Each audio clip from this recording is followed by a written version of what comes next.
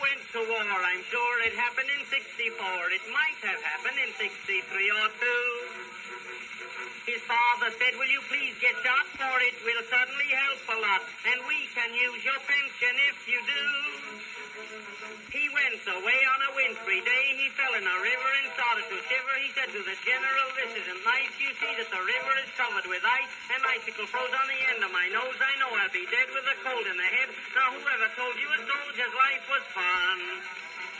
But then the general said to him, the Delaware River's a cinch to swim. Just think of dear old General Washington. For he was a soldier too. He feared no ice or snow. He crossed the Delaware nearly 80 years ago. Don't mind the ice, my boy, although you're frozen blue. It was good enough for Washington. It's good enough for anyone, for he was a soldier too.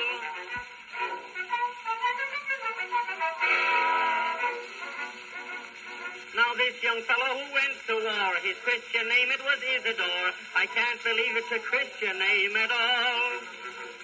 He knew his family wished he'd croak, but he kept living just for a joke, and just for spite he dodged his cannonball.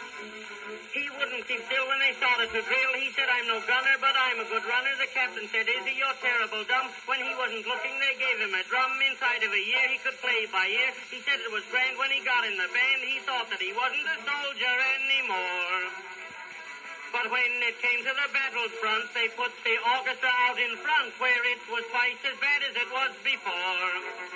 And he was a soldier too, a drummer boy so bold.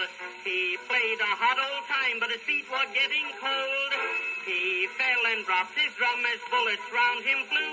When the enemy proceeded, he picked up his drum and beat it, for he was a soldier too.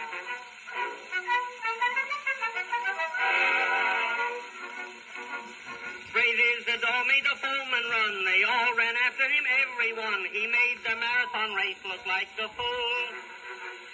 The captain yelled, you're a fine recruit. Why don't you stick to your gun and shoot? He said, I'm going home to shoot some fools. He ran like a calf for 1.5 miles without any bluffing. He did it in nothing. His shadow was tired, so he left it behind. His ankles were smoking, but he didn't mind. He kept looking round as he covered the ground. He saw a big tree, and he said, that's for me. There wasn't another good shelter anywhere. He broke all records, he ran so fast, but after he got to the tree at last, he had no room, for somebody else was there. And he was a soldier to a general, I declare. It was an apple tree, and it would not hide a pear.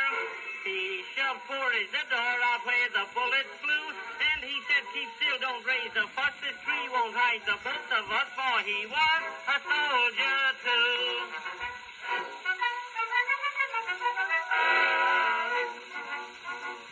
The general climbed the apple tree. He softly warbled, they're after me. They're wasting ammunition on Isidore.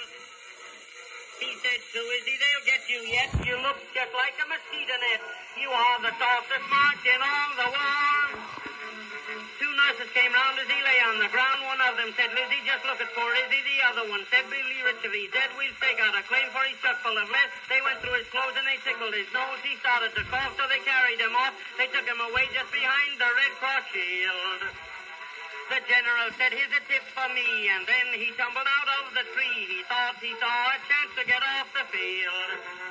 For he was a soldier too, he fell out of the tree. He called the nurses up and he said, look after me. They told the general, we cannot fool with you.